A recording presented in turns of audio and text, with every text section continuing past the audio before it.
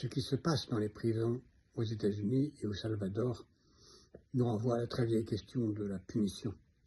Faut-il punir d'une façon aveugle, enfermer sans limite, ce qu'on aura décidé comme coupable sans jugement, sans avocat, pour créer les conditions d'une société purifiée, disent-ils, de ces mauvais éléments? Ou faut-il au contraire créer les conditions d'une société qui écoute ceux qui sont fragiles, qui les aide à retrouver un bon chemin et qui n'enferme que ceux qui sont véritablement malfaisants?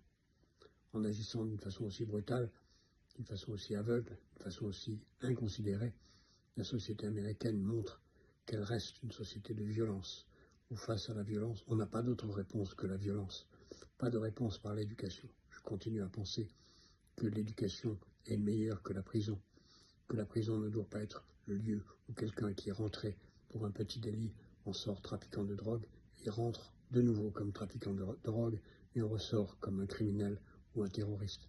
Tout cela peut être évité si l'on pense l'éducation avant tout, si on pense en prison à préparer les gens à sortir. Beaucoup de choses restent à faire.